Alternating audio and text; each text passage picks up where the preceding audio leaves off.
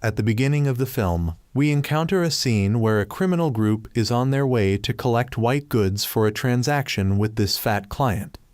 After traveling quite far, the fat client asks to rest for a while.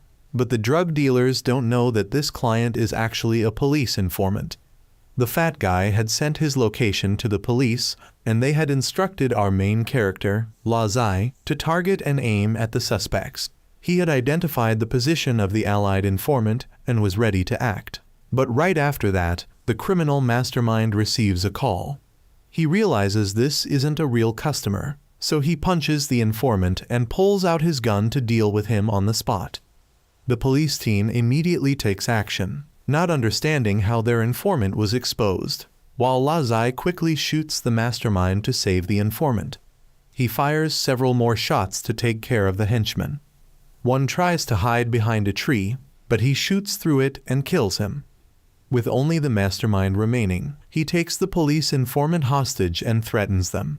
They then escape, and the police's signal suddenly disappears. Lazai later arrives at the last location where the informant's signal was detected, and his team leader, Captain Wang, along with the entire team, also arrives. They notice that the informant had left a fan pointing in the direction where the criminals might have fled. Captain Wang asks the forest guard if there's a possibility the criminals could be hiding under the water pond, but the likelihood is very low, as almost every year dead bodies are retrieved from there. Local people and animals avoid this area, with locals calling it the man-eating pond. Although they don't really believe in these superstitions, while they don't fully trust the forest guard's words, they ask for his understanding as they need to approach the pond for their work. They won't force him to follow, so he can leave. Knowing he can't persuade them further, the old man leaves.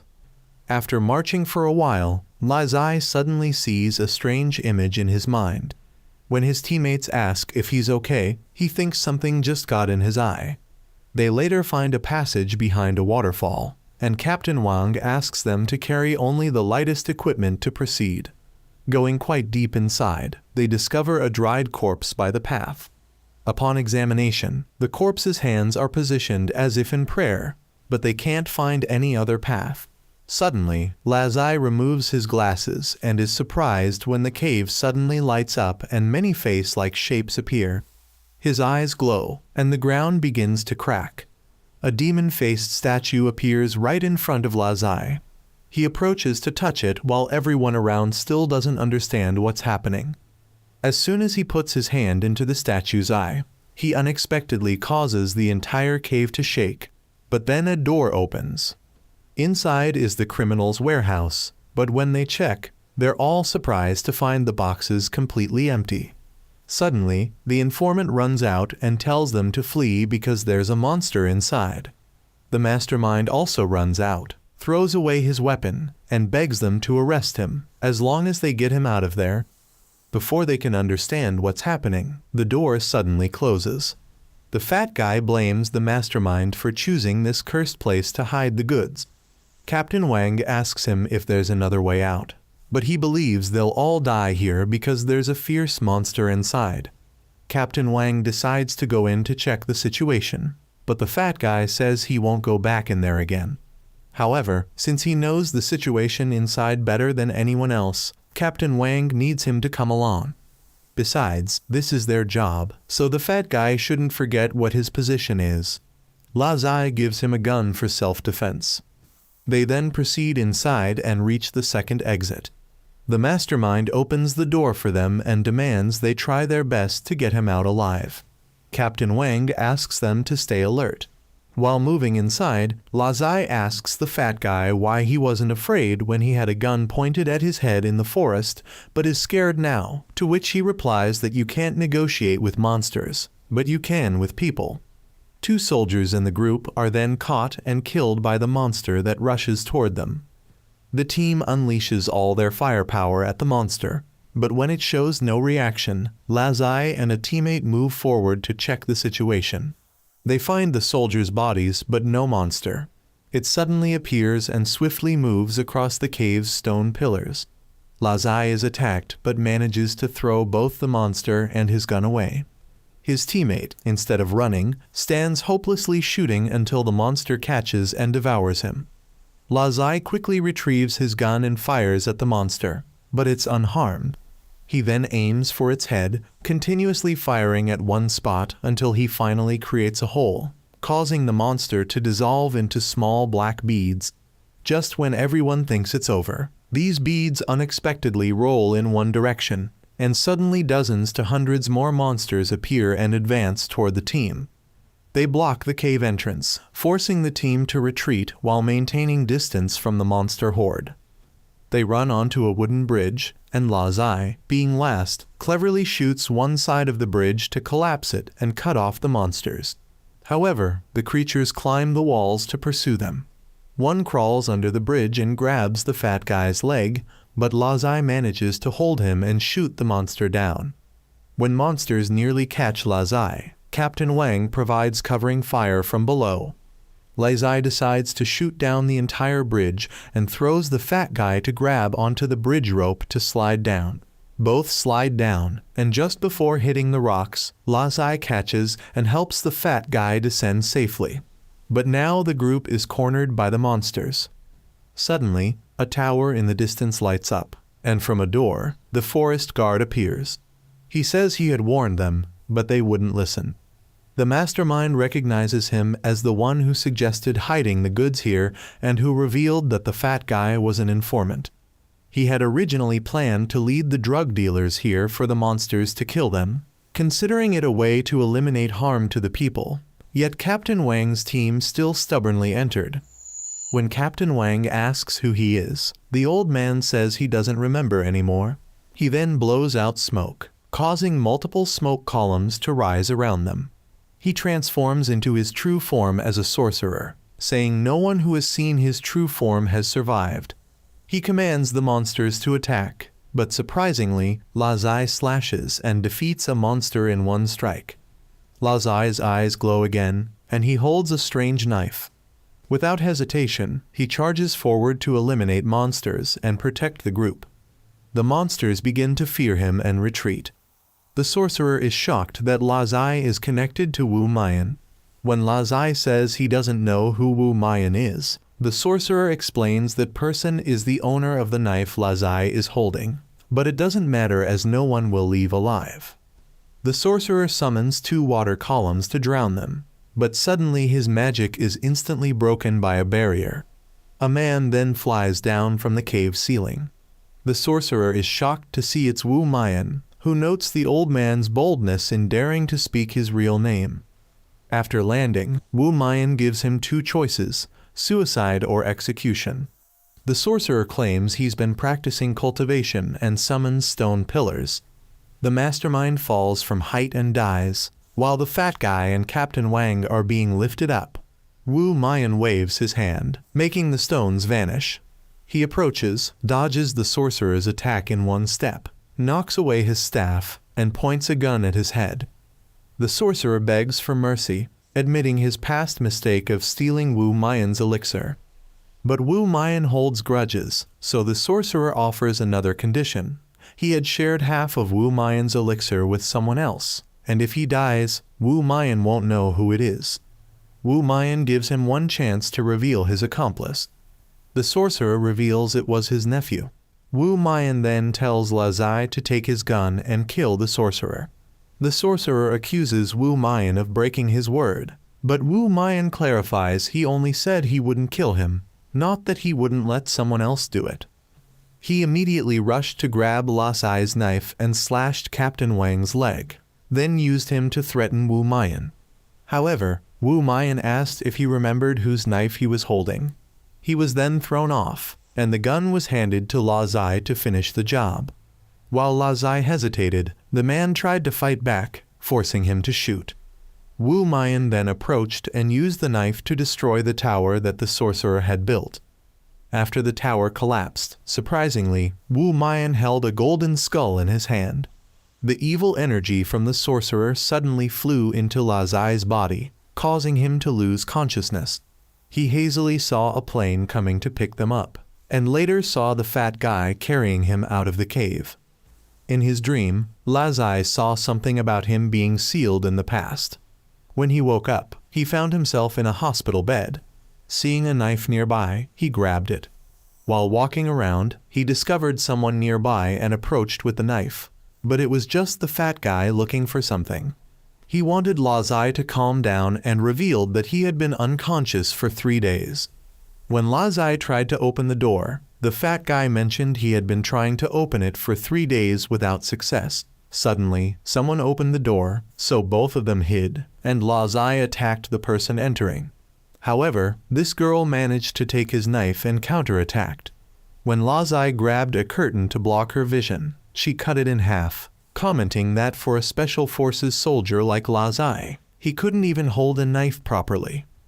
A man approached and asked the girl, named Bai Lu, not to be so agitated and to return the sword. This man was Wen Ming.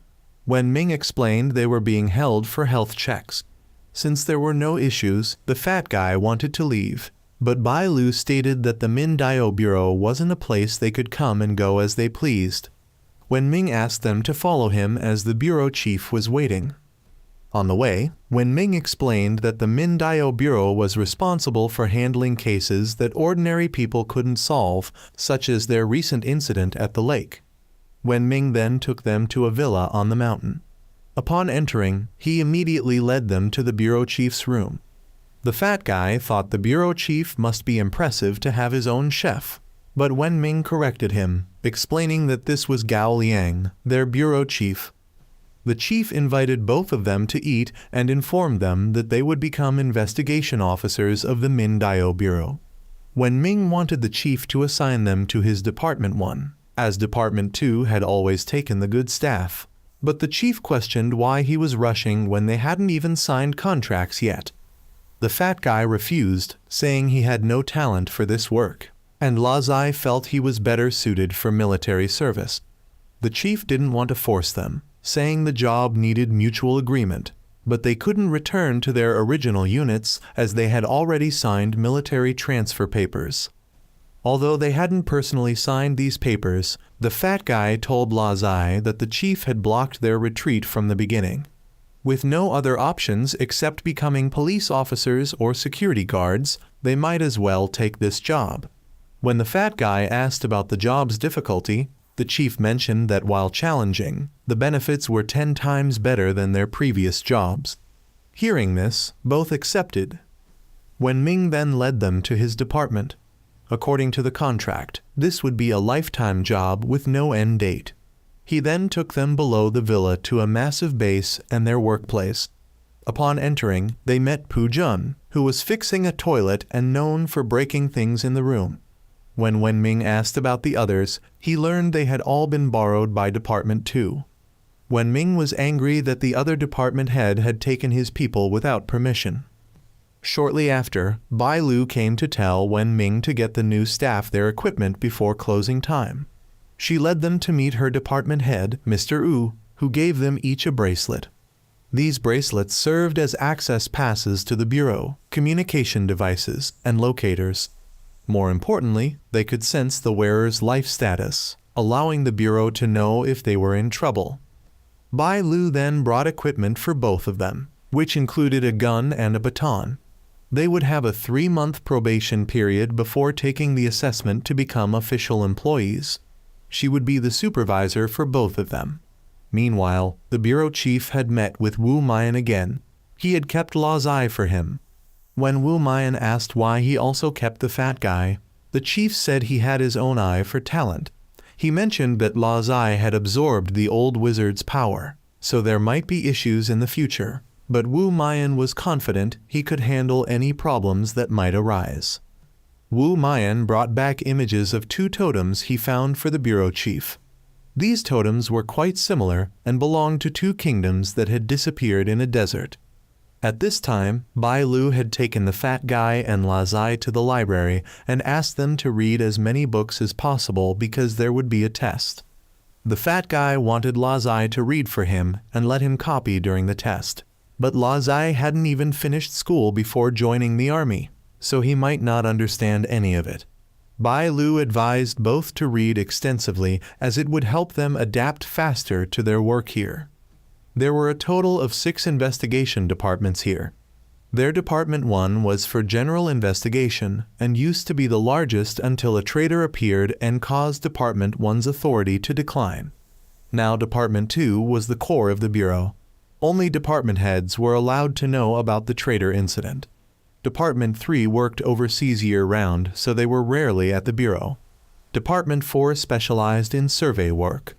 Her Department 5 was responsible for gathering information and providing equipment. Department 6 handled tasks that Department 5 couldn't do, but she specifically warned them not to offend the head of Department 6. She then led them inside, where they saw a group of people passing by.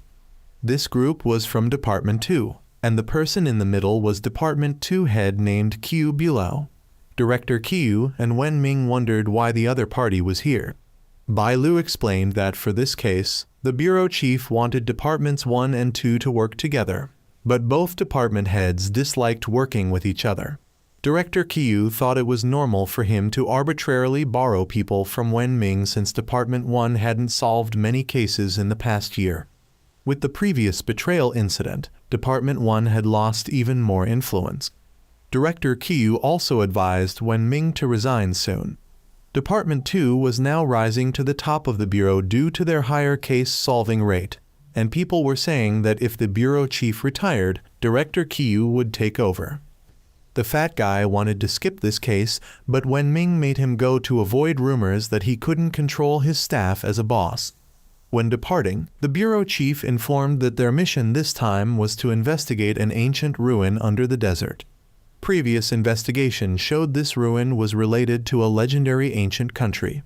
A 5-person archaeological team had entered the ruin but never returned. A rescue team had also gone in but hadn't come out yet, so their Mindao Bureau was deployed to handle it. Since their priority mission was to rescue the people trapped under the ruin, they needed to act quickly before those below ran out of supplies. Wen Ming warned Director Qiu beforehand not to think about ordering his people around. Lazai and the fat guy asked Pu Jun about why the 2 department heads hated each other, but he was too afraid of heights to answer. Shortly after, they arrived at the location. After landing, Director Qiu had people line up neatly to move. When meeting the person in charge there, Director Qiu requested them to keep people away to avoid interference. Wen Ming, true to his name, went forward to shake hands and greet. Wu Mian was also nearby observing the situation. After examining the information left by the archaeological team, they had a general understanding of the ruin's structure. Director Qiu then wanted Bai Lu to control people up here and not let anyone go down to interfere with him. If by tomorrow morning he hadn't led people back, Wen Ming would command the remaining people. Wen Ming then also called Bai Lu to arrange signal coverage so Director Qiu wouldn't be buried down there. That night, the fat guy wondered to Lazai why there was still no news from Department 2's people. Lazai believed that the department head wasn't someone without capability, so a coward like him shouldn't worry too much. The fat guy mentioned that they had both been through life and death situations before. However, he wondered if they would really have to live like this from now on. But thinking too much was pointless, so both went to sleep early. At midnight, Lazai suddenly saw a herd of goats passing by nearby. He followed one goat, and the fat guy, discovering Lazai's midnight departure, grabbed his coat and followed. Bai Lu also noticed both leaving their tents. The fat guy caught up to Lazai and asked what he was doing out here at midnight. When Lazai mentioned the goat, the fat guy didn't believe him since there shouldn't be goats in the desert. Lazai then couldn't see the goat anymore and thought maybe he was seeing things. As they were about to leave, they suddenly fell through quicksand. Lazai tried to grab protruding rocks, but they crumbled, causing him to fall below. Lazai luckily dodged a falling rock and discovered a goat skeleton nearby. He then ran to the fat guy to wake him up. When calling didn't work, Lazai slapped him hard to wake him. The fat guy asked if Lazai could climb up, but Lazai was helpless as the place was too weathered and the rocks were too loose to bear weight. The fat guy tried to call for help, but there was no signal, so they had to give up. Lazai suddenly saw a creature standing on the fat guy's head and pointed his gun at it, asking him to stay still. The fat guy couldn't see this creature, so asked Lazai not to shoot, but the creature lunged forward, climbed onto Lazai, and bit his hand. It then took the gun and pointed it at both of them.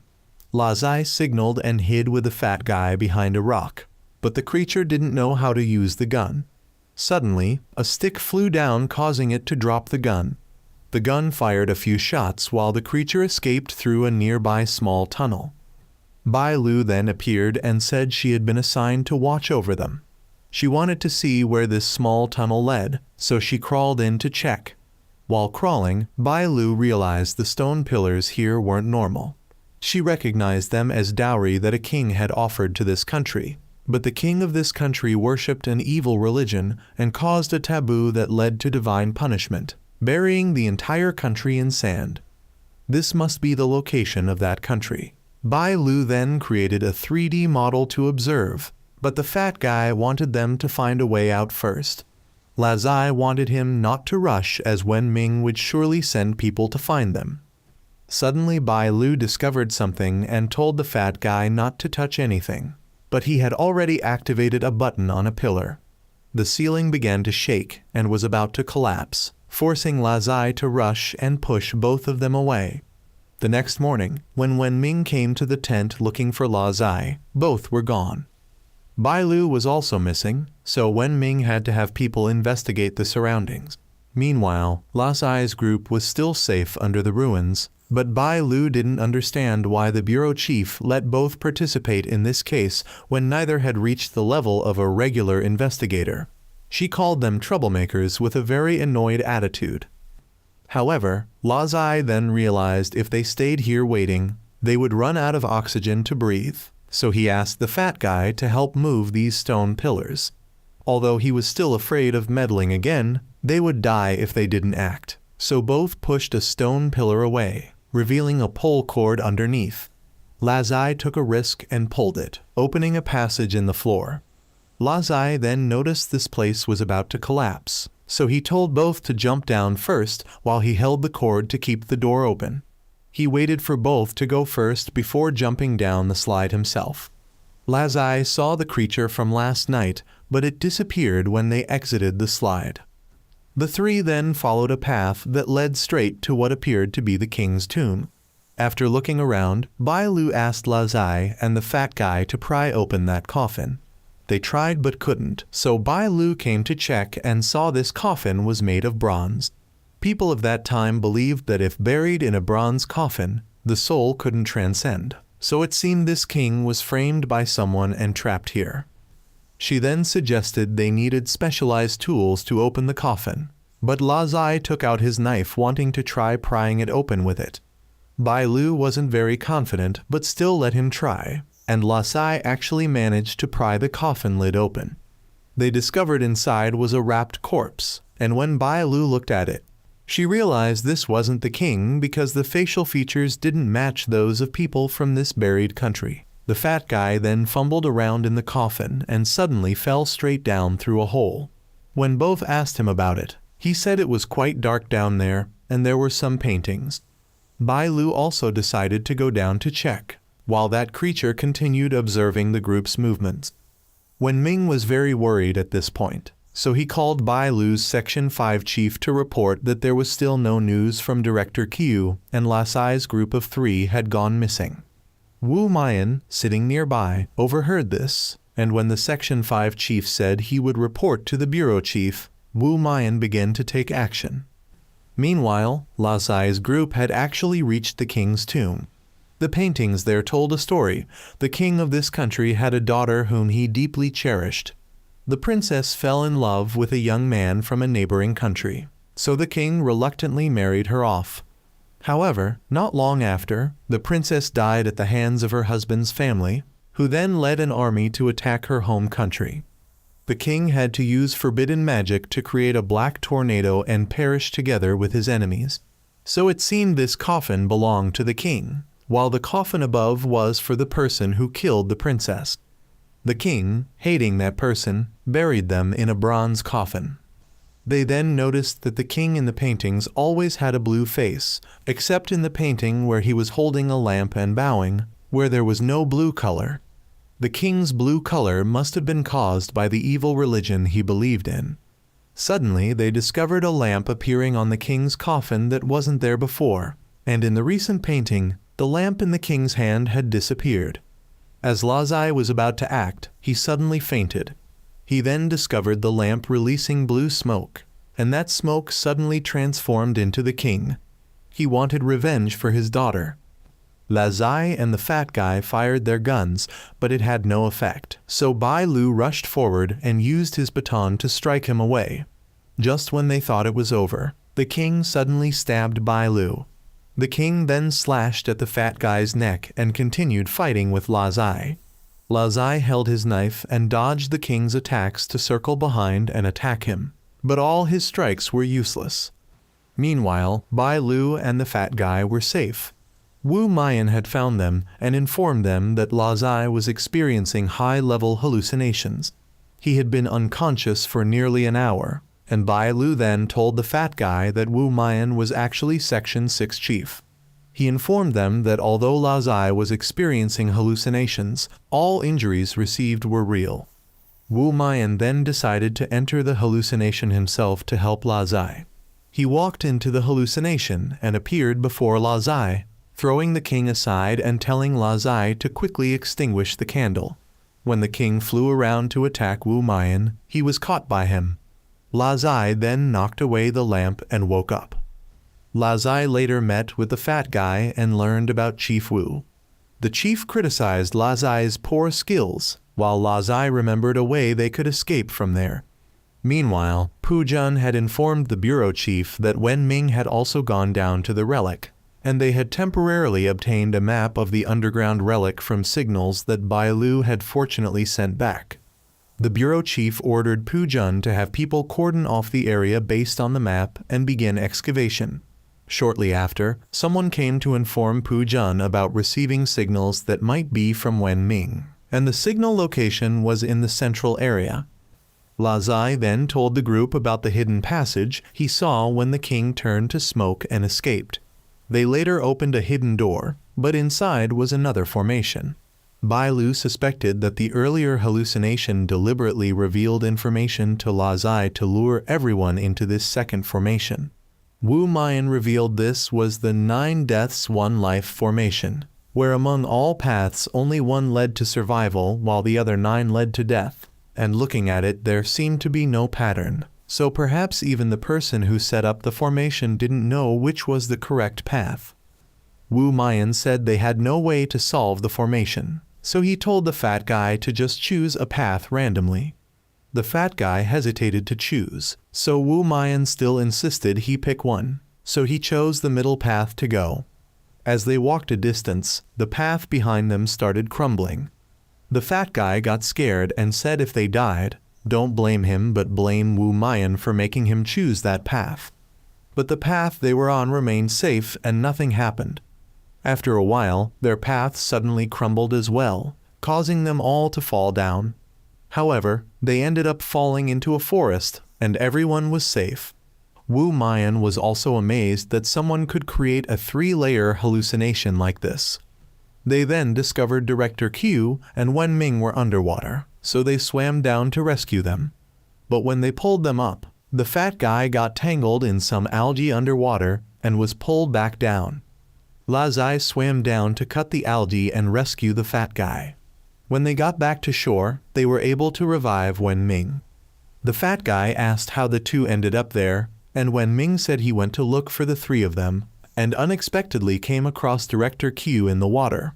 So he went to save him but got tangled in the algae and pulled down. Suddenly, Director Q woke up and came at Wen Ming with a sword. The fat guy thought Director Q wanted to settle the score with Wen Ming there, so Lazai went to block his attack but was knocked back. He suspected Director Q was affected by the hallucination. The two then had to restrain Director Q, while Wu Mayan just threw something into the water. The water then burst into intense flames, and he said the water was the agent causing the hallucination here. Director Q snapped out of it. Wu Mayan said the lamp in the tomb came from this water.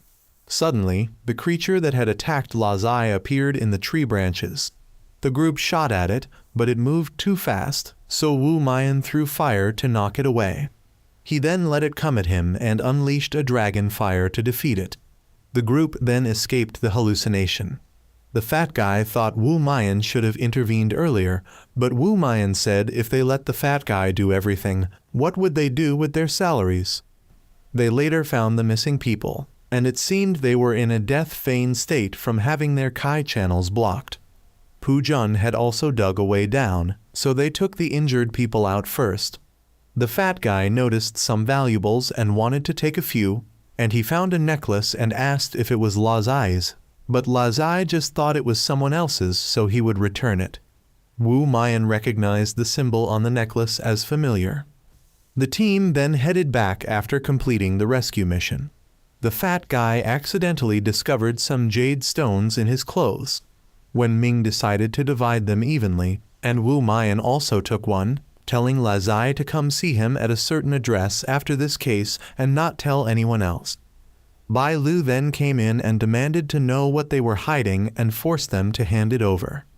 Not long after, back at the office, when Ming invited the fat guy and Lazai for drinks after completing the mission, as they had made significant contributions to help boost the reputation of Section 1. The Section 5 chief also came to drink with them, saying they should drink by the bottle, not cups. When Ming quickly downed a whole bottle and started getting drunk, saying the two new employees were the real stars, so he gave a bottle to the fat guy, who also drank it all and passed out from low alcohol tolerance. Lazai tried to leave but was held back and forced to drink. The next morning, Lazai realized he had training, so he woke up the fat guy, but found him unexpectedly turned blue. Lazai had to take him to the medical department, but on the way they ran into Bai Lu. She examined the situation and took the fat guy to her section chief, who said it was likely from drinking the water in the tomb, and they just need to do an MRI to remove the discoloration. While they were there, the chief also checked Lazai, but told him there was nothing wrong and let him go. A spy of Director Q's had reported Lazai's condition to the chief, making him wonder how Gao Yang could let this thing be in the organization. At this time, the fat guy has returned to normal. Now he doubts that Lazai has an acquaintance with Wu Mayan because Lazai has encountered accidents twice and Wu Mayan has come to rescue him. Not to mention that the old Taoist priest said earlier that Lazai's knife also belonged to Wu Mayan. Lazai did not believe it much, but suddenly both of them were arrested by Director Q's people. During this time, the head of Department 5 had gone to meet the director and Wu Mayan to report the research results and warn that Lazai would soon be eroded by the old Taoist priest's dark magic.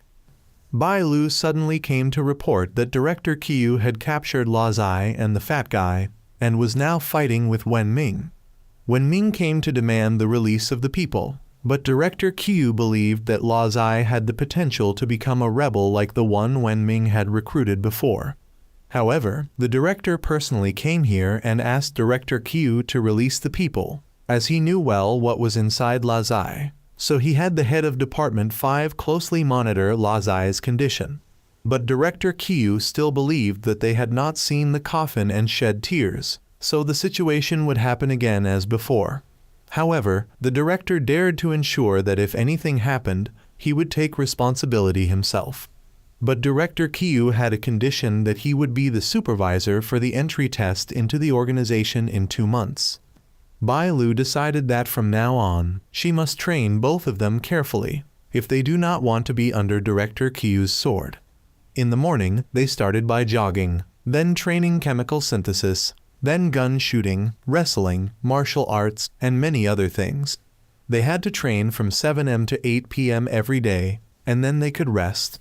A month passed, and one day Bai Lu took both of them to go shopping. She noticed that the fat guy was best to lose weight, because he had been training hard for a whole month, but still didn't lose any fat. As for Lazai, he was carrying a bunch of things that Bai Lu bought. She then reminded both of them to try their best for the exam next month, because Director Qiu would certainly not let them be at ease. If they failed, they would have to leave here. But if Lazai left the organization, the thing inside him would erode him to death, so he was forced to try his best to stay in the organization. A month later, the exam was held. Director Qiu said that their mission was to capture a person who was said to have eaten the poultry of the village in recent times, and he was currently hiding in this house. They had 30 minutes to bring the person back alive. It sounded easy, but they still needed to be careful. After the two of them entered the house, they smelled a pungent stench. After checking the house and finding no one, they heard a sound behind the house, so they ran out to see the target eating raw chicken. Lazai realized he was possessed, so he quickly ran away. The two chased after him, and he kicked the roof tile down to make the fat guy fall behind and find another way to go. Lazai kept chasing and threw a stick to make him fall, but he pushed Lazai back and ran away. But Lazai still caught his leg, and when he tried to run, the fat guy jumped down from the roof and pinned him down. The mission was completed, and the fat guy was taken away, but Lazai was called to stay behind to clean up. Thinking it was just cleaning up the scene, but Director Qiu said that Lazai was the one who needed to be cleaned up. The reason he brought him here was to easily hide the body. But Wenming and Bai Lu came to rescue Lazai, and the director also received a message from the director requiring him to release the person. A few days later, Lazai's group set out for a city to carry out a mission. As soon as they landed in the city, the whole group met a policeman named Yang Xiao, who helped them with the transportation work. As for Director Qiu and Wenming, they were now allowed to go on a trip to erase their grudges. The two were exiled to an island for a week as punishment, and Bai Lu also gave Lazai a drug to suppress the thing inside him. The fat guy also asked Yang Xiao about the mission they needed to do now. They needed to investigate the mysterious phenomenon of people suddenly falling into a vegetative state while walking on the street and being sent to the hospital. Initially, they thought this was just a simple case, but then similar incidents kept occurring every few days, so they had to pay attention to this case. Lazai suddenly felt hot in his body, so they suspected it was a side effect of the medicine and took him to the hospital for examination. When they arrived, Yang Xiao informed them that unconscious patients were all taken to the hospital basement to avoid excessive media attention. There, both of them met Director Lam, who was from room 4 and had arrived before them but also encountered troubles, so all three were needed for support.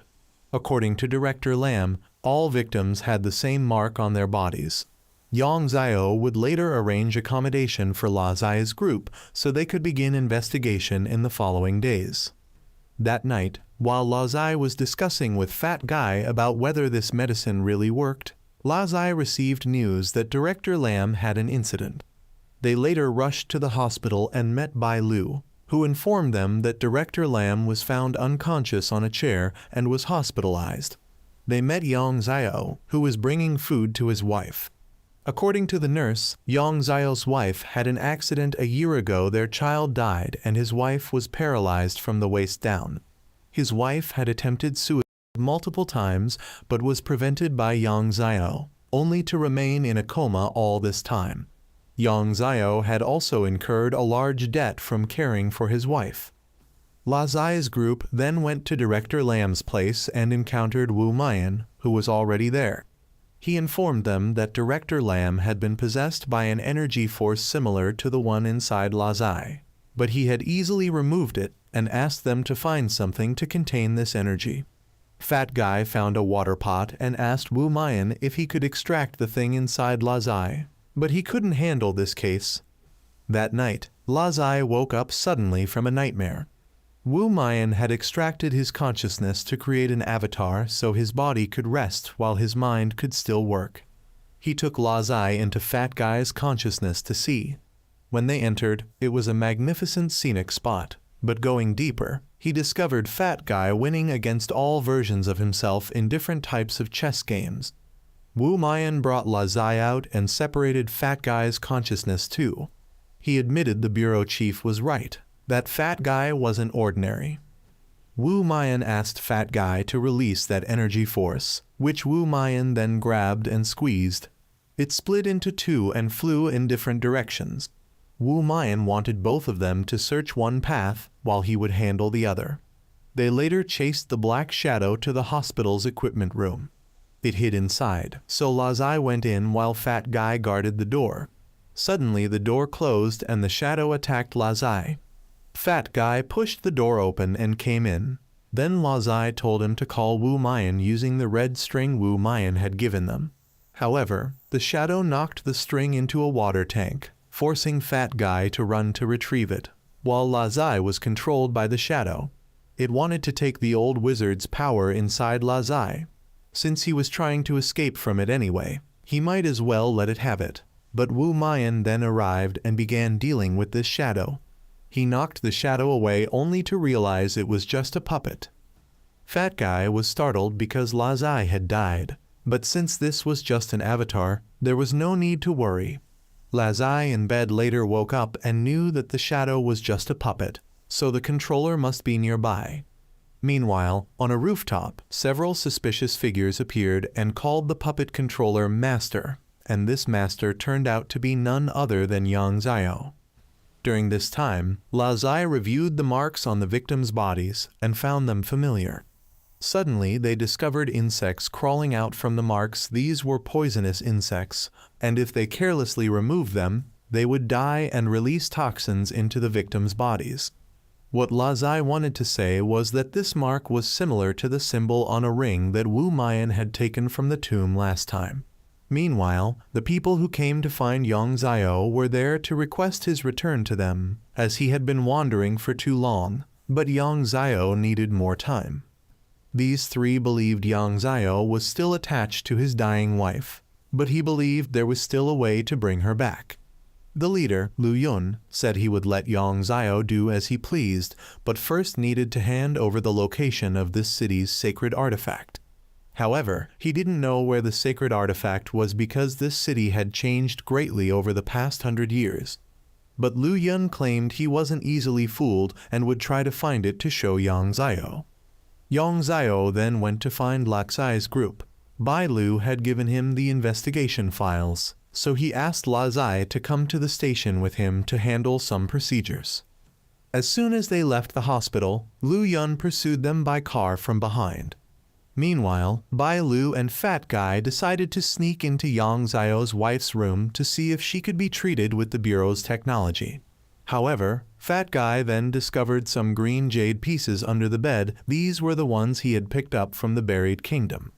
Yang Zio must have been there, and since Lazai saw the symbol on the victims' bodies matching the one on the necklace from that kingdom, everything must be connected. Bai Lu then called the director to inquire, and he cross-referenced information to discover Yang Zio was the leader of an evil cult. However, they couldn't make any sudden moves for now. Yet, when hearing that Lazai had gone with Yang Zio, the director became worried because the bureau chief had already handled all the procedures, so there was no need for anything else. Fat Guy then called Lazai, who heard the news but didn't rush to act, only asking Yang Zio to take him back to the hospital. But Yang Zio knew the truth and told Lazai to stop pretending. He then threw Lazai out and revealed he was one of the group Lazai had rescued from the tomb before.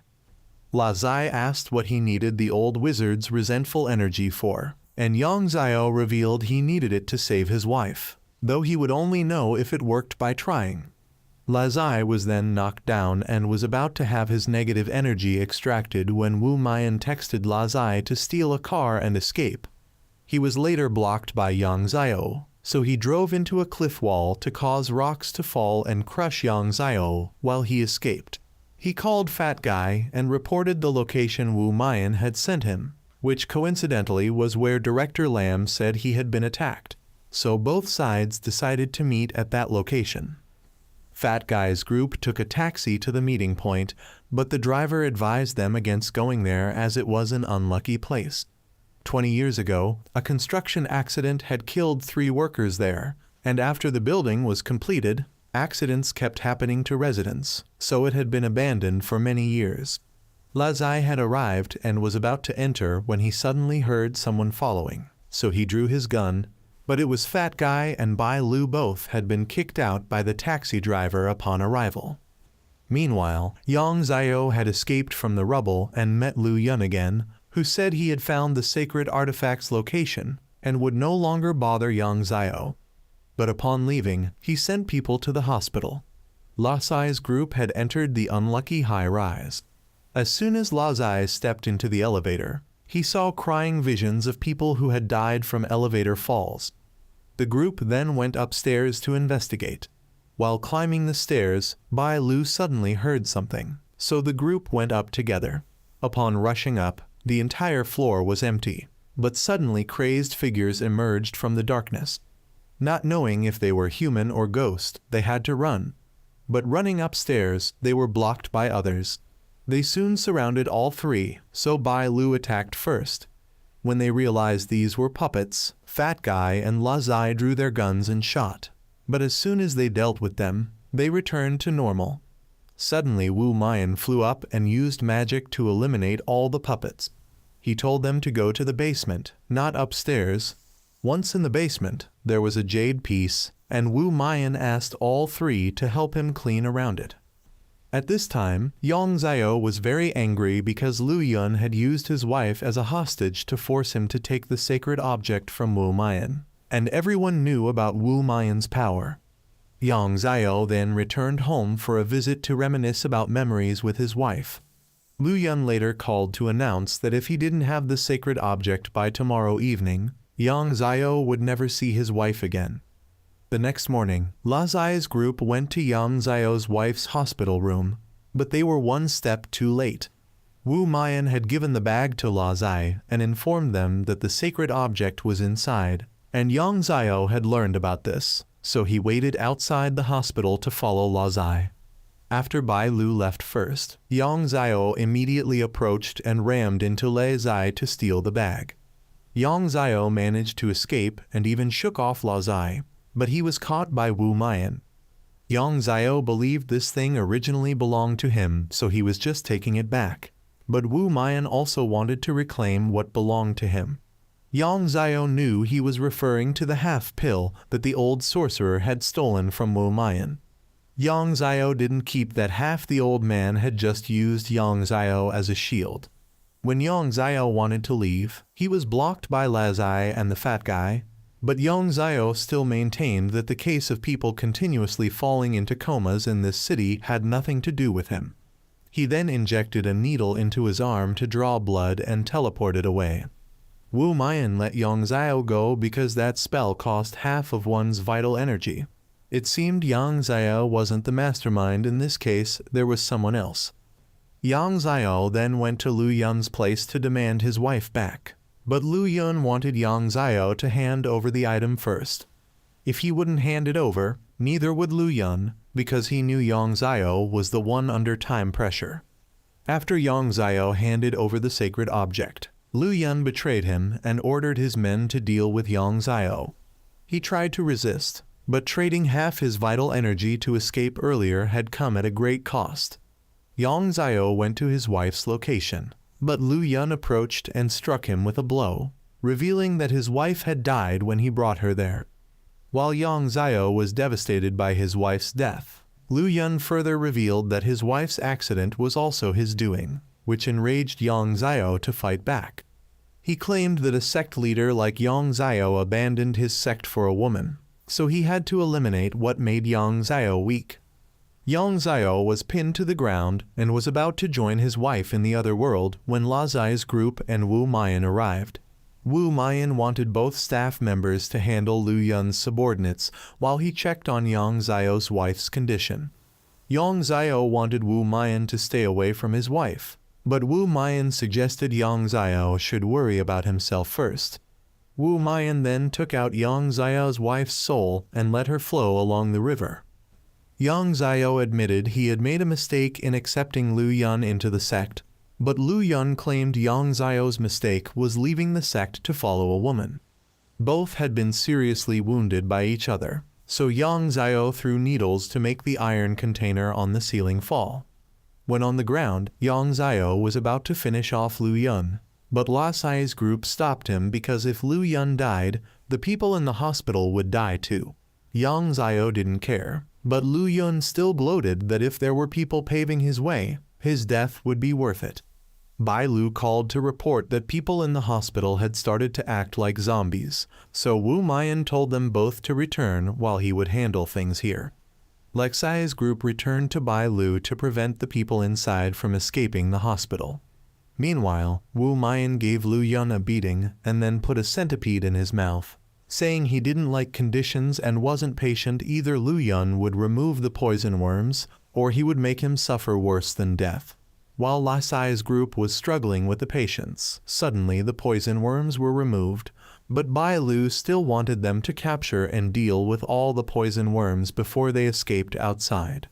Although the poison worms were eliminated, Wu Mayan didn't immediately let Lu Yun go, but would take him back to the bureau for investigation. He then asked Yang Xiao what he planned to do now since he still had a way to help Yang Xiao meet his wife again.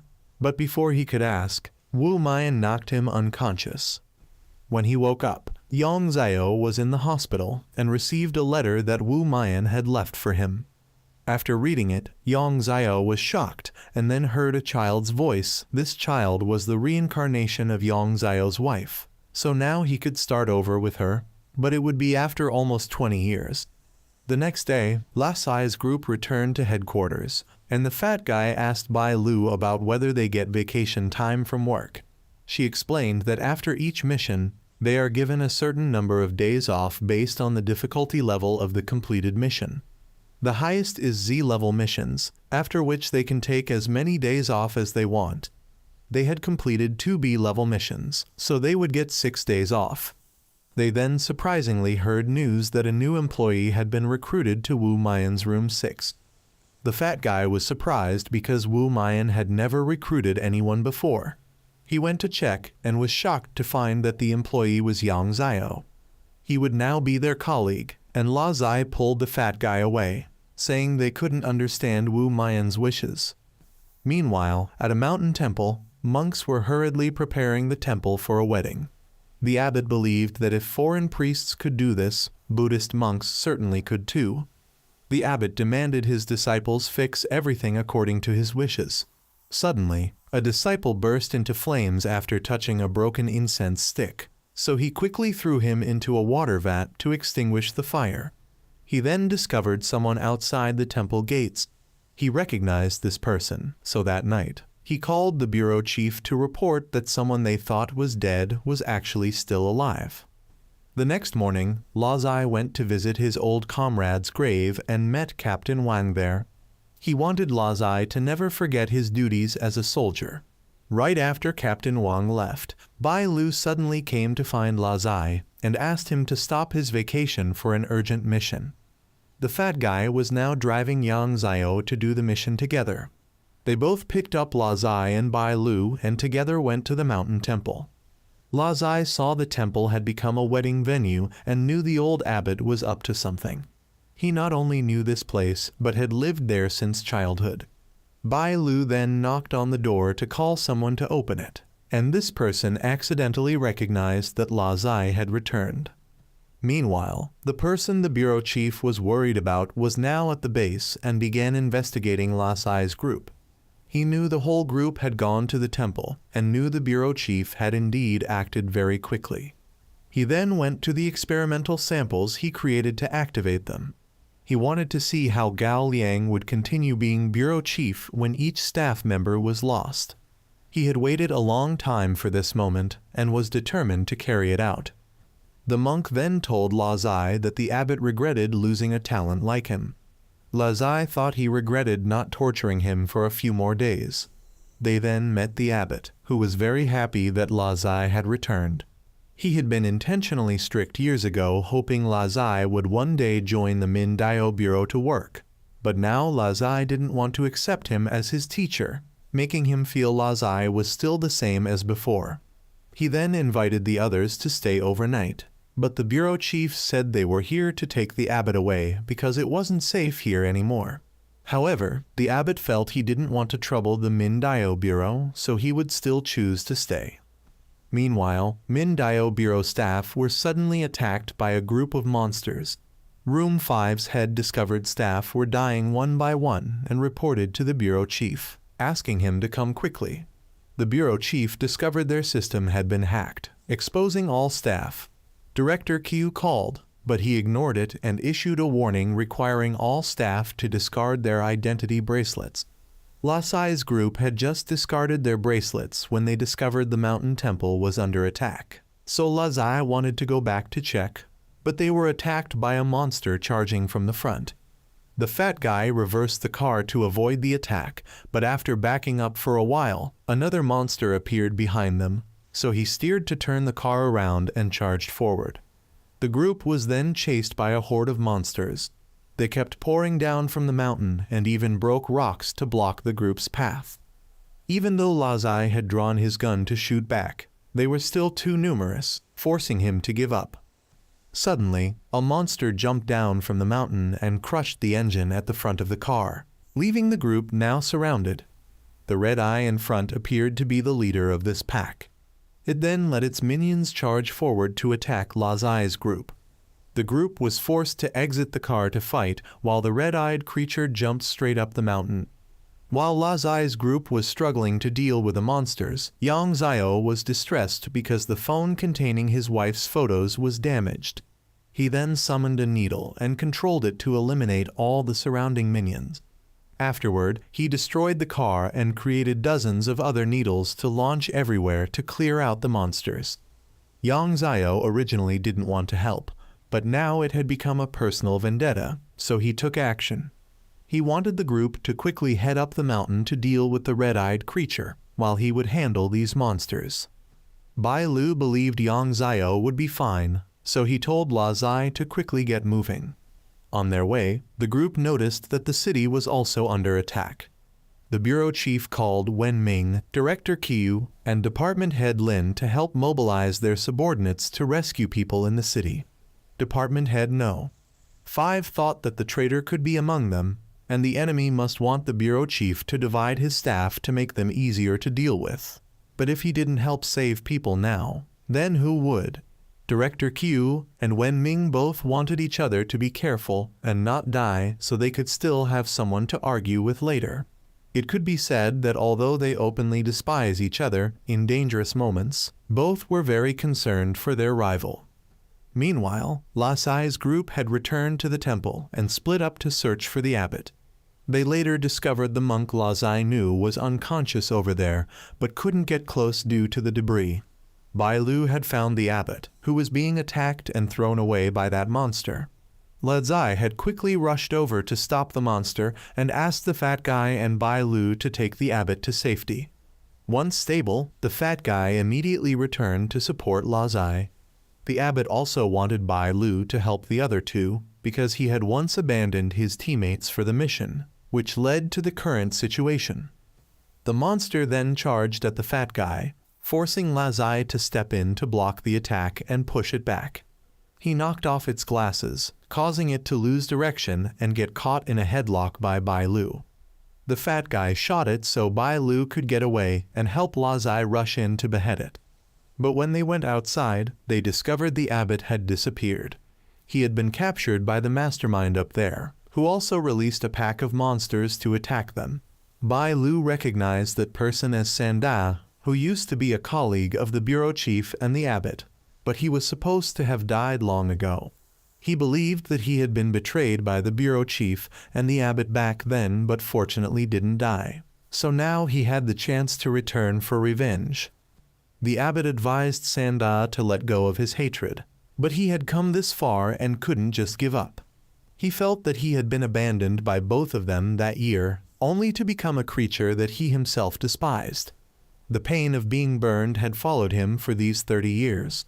Sanda then noticed Lasai and revealed a secret to him, that he would die sooner or later. But what's more frightening is that he wouldn't die, but would become something neither human nor ghost like himself. The reason Gao Liang kept him and let him join the Mindayo Bureau was because he was a dangerous element that needed to be eliminated. He kept him to exploit his labor so that if he died, there would be no loss. But trust him, that one day the Mindaio Bureau would turn against him just as they're turning against him now. So he might as well follow him, and he would teach him how to use the power within him.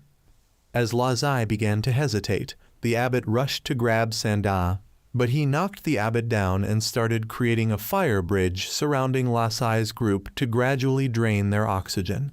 He knew the abbot wasn't afraid of death but feared involving others, so now he just needed the abbot to reveal where the map he needed was, because it wasn't by chance that the abbot built the temple right on the mountain where the map was found. He could wait for the abbot to speak up, but he feared Lazai's group couldn't. The abbot finally compromised, so Sanda spared Lazai's group. He led Sanda to the Buddha statue, and the abbot had to use his face to unlock and reveal a tunnel beneath the temple. Sanda promised that after finishing his business, he would send Gao Liang down with the abbot. Lazai then tried to follow despite the abbot's attempts to stop him. Meanwhile, Mindaio Bureau's people had started fighting back against the monster horde, but Department Head Lin unexpectedly discovered Director Qiu in a small alley with a blood-stained sword. Back at the temple, as Bai Lu tried to run to help the abbot, Yang Zio arrived. He asked where Lazai was and was told he had gone down below, and that Lazai's condition might not last long. Lazai had now confronted Sanda, who revealed that the map was originally his but was stolen by Gao Liang. He was simply reclaiming what belonged to him. He also offered Lazai a chance to join his side and utilize the power within him, but Lazai refused to follow a murderous arsonist. Seeing that he was thoughtless, the old man decided to try stealing the power within him, but Yang Zio arrived just in time to help. He noticed that Yang Zio seemed to have also been brought to Mindaio Bureau by Gao Liang, but Yang Zio clarified that he joined voluntarily. Sanda didn't care and attacked Yang Zio anyway.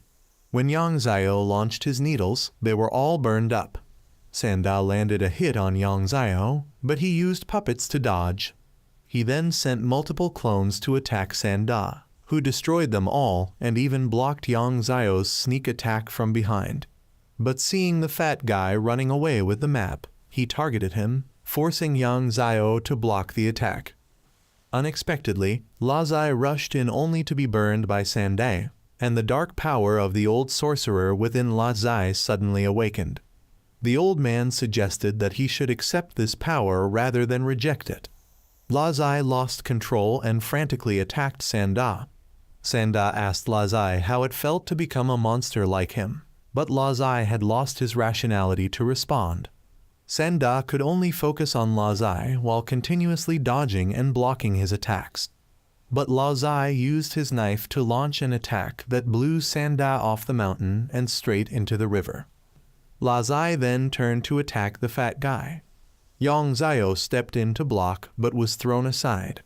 Just as Lazai slashed at the map, he surprisingly unlocked some power that allowed him to regain his rationality and realize what he had done. The department heads were now overwhelmed by the numerous monsters showing no signs of decreasing. Unexpectedly, Wu Mayan created a formation covering the entire city and eliminated all the monsters. But Sanda suddenly rose from the lake with a giant body, emanating extreme heat. His flames burned everything nearby, but when the flames reached Wen Ming's group, Lazai rushed in to block the flames and charged forward. He swept past Wu Mayan and headed straight for Sanda. Lazai tried to get close to punch Sanda, but was knocked far away by his punch. Lazai then created many water tornadoes to submerge Sanda, but the abbot knew that wasn't enough. Sanda reached out to grab Lazai and told him his flames never extinguish, and he seemed intrigued by the power within him. He began absorbing the power from Lazai, which was exactly what Wu Mayan wanted. As soon as Sanda started absorbing, Wu Mayan rushed in to grab Sanda's head and pulled him out of that giant body. He revealed that he could have dealt with Sanda long ago, but deliberately waited to use him to extract all the evil Kai from Lazai. The old man still tried to attack Wu Mayan with that giant body, but Wu Mayan blocked it with just one hand and gave Sanda a bullet to the head. Lao Zai then fell into the water, and in his mind, Wu Mian told Lao Zai to choose one side of a coin and gave him a choice. Many days later, Lao Zai suddenly left Min Dao Bureau, while the bureau chief and the abbot wanted Lao Zai to walk his own path. They later decided to have a drink together after many years apart. As for Lao Zai, he now possessed new power, his hair had turned white, and both his eyes glowed. The film will continue in the future, so we'll wait to see how powerful Lao Zai's new abilities will be. For now, goodbye.